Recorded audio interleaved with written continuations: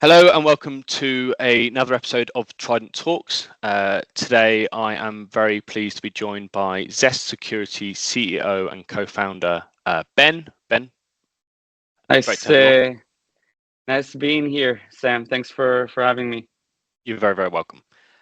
In this series, in this episode, I am speaking to early stage cybersecurity founders discussing new topics of cybersecurity that's come about, going into the platform and security products that they're providing, why they're providing, and the space that they're providing them for. For those who don't know, and those who aren't really aware of your profile and kind of your background, I know you've worked for a few different companies in your time, whether it be Varonis, Insider, and now Zest. Are you able to kind of give some insight in terms of your background, kind of what got you to working for Zest and setting it up, and kind of why that was so needed on your side as well? Yeah, definitely. So, quick background: Ben Shimol. I started my career as most of the Israeli cybersecurity folks, Israeli intelligence.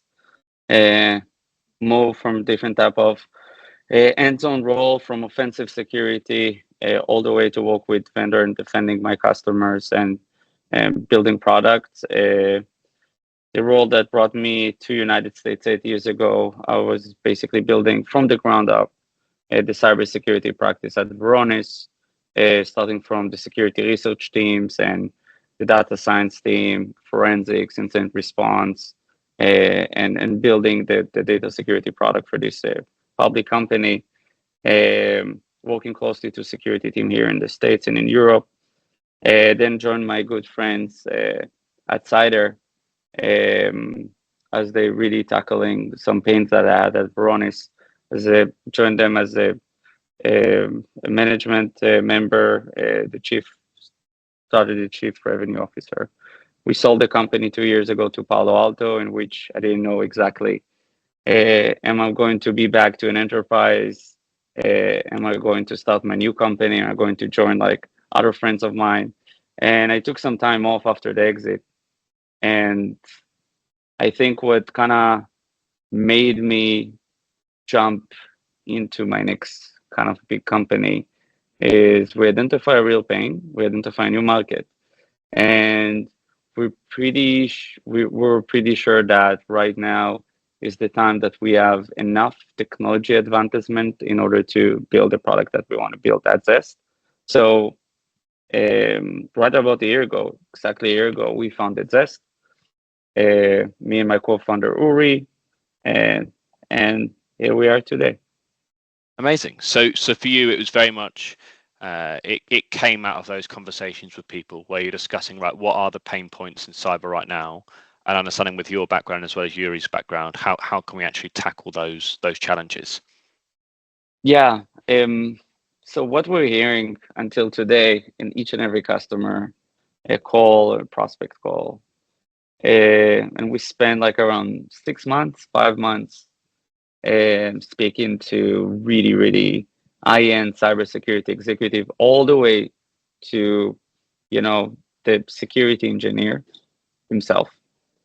We spend that time identifying like, what's the biggest problem? What's the biggest pain that security have today?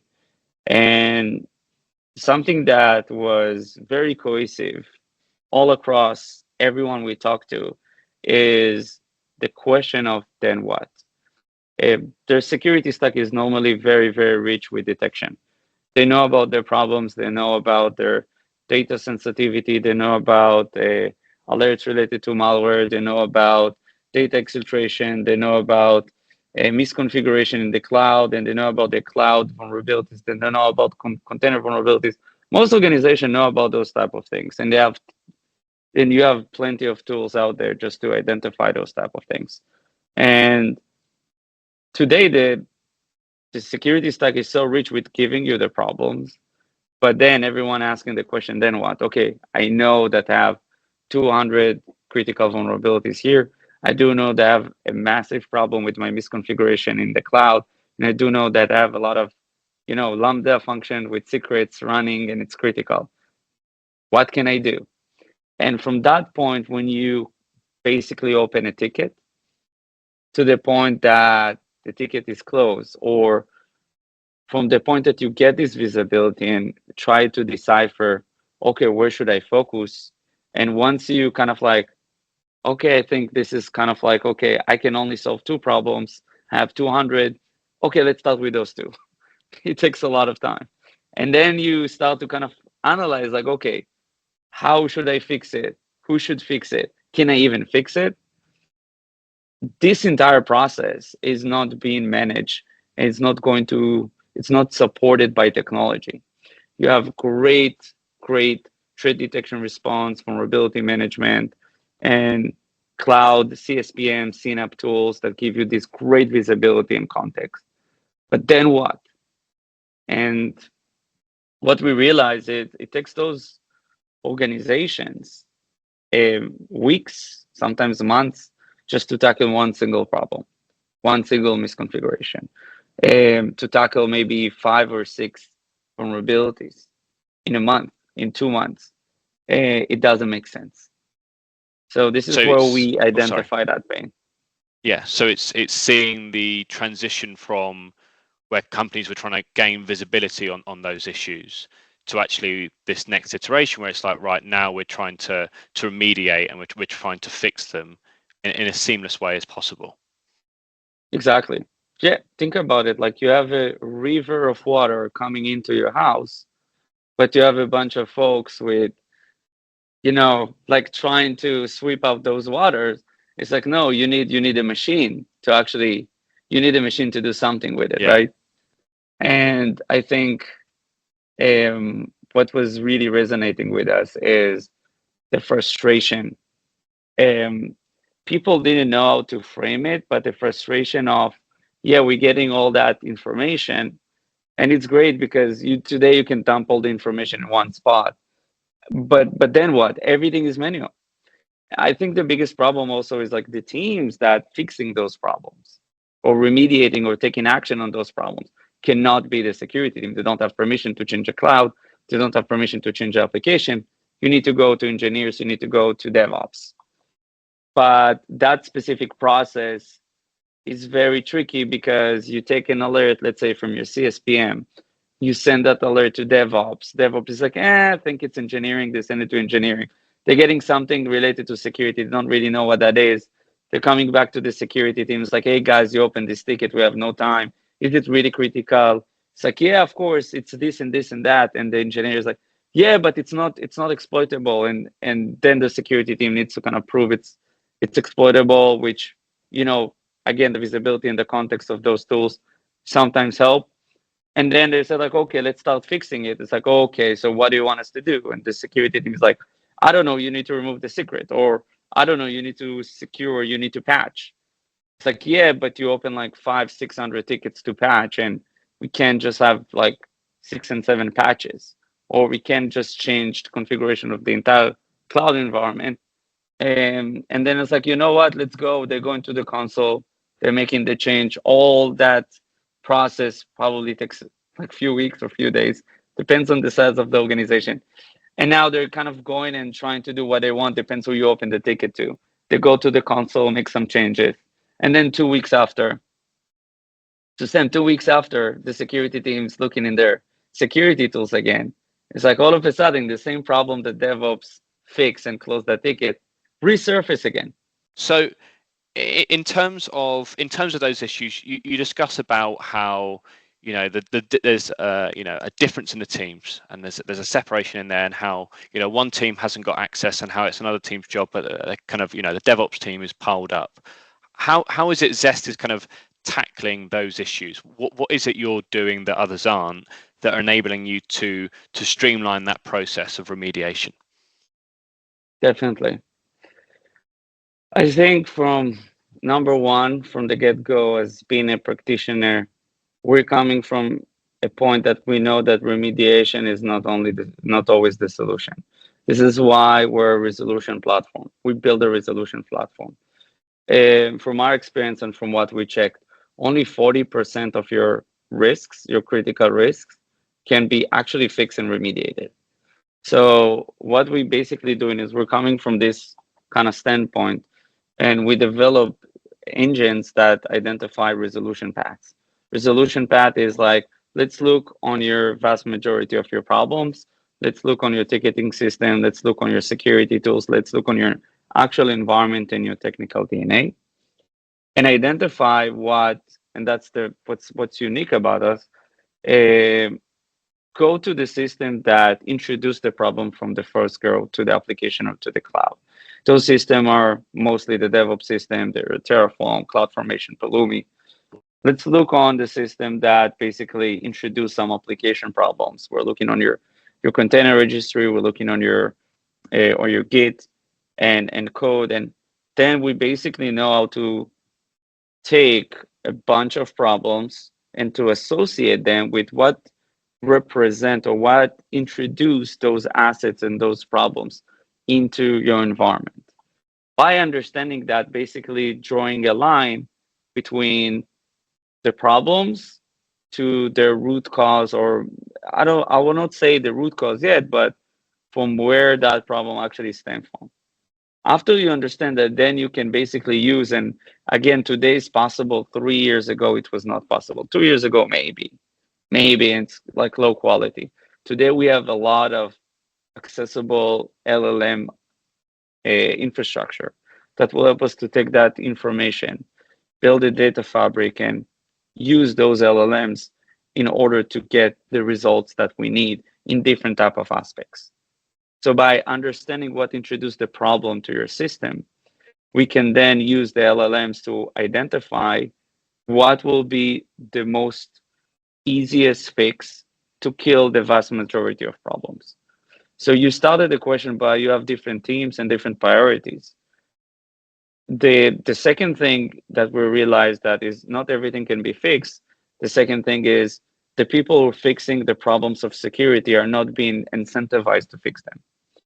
So this is politics. This is not something we can change. But if you need someone to do your work for you, you need them to do something for you, and they're not being incentivized. The only option for you to speed up this process is to do the work for them to help you by basically leveraging our resolution path. We making the entire kind of solution architect security engineer process automatic, but we're taking it a couple of steps back forward, because using AI for automation is not enough. So we're basically doing the entire triage, the entire code review, and the entire root cause analysis, and finding solution exactly like a group of very advanced security engineer together with very advanced DevOps folks will actually do. So think about us as like a mitigation and remediation engine that running and triaging and calculating how this group of risks can be actually remediated or mitigated, so you can actually resolve your security backlog. It's a little bit Yeah, technical, but I hope no, that's the fantastic. folks who are listening is Yeah, to resonate 100%. with them. And you mentioned something interesting there, that you said, 2-3 years ago, things like this wouldn't really, come into comprehension. You wouldn't really look for them. Just as kind of like a close off or a final question, where do you see that going in terms of, obviously at the moment, we've had visibility. We're now looking at, the mitigation and the remediation. What do you think is next for cloud security? I think next is, again, the visibility is where we're living in right now. At ZEST, we're introducing and we're shifting the focus from knowing about your problems to protecting your organization against those problems and taking a proactive approach against it. And again, 3 years ago, it was not an urgent issue. It's not only the technology advantagement, but also it was not an issue because most organizations were still blind. They still need the CSPM and CNAP and vulnerability management and container scanners and AppSec tools to show them what they don't know. Right now, we're getting to a point that visibility is achieved with most of the enterprises for the most part. And right now, the focus from what we're saying, what we're hearing on a daily basis, then what? Yes, we have those tools, great visibility. Then what? We need to kind of proactively secure it. I do think that if we're looking 1 or 2 years ahead, we're using the AI, we're using the LLMs and different type of engines that they represent in order to take those very, very massive challenges, fixing problems and fixing security problems. It's really advanced.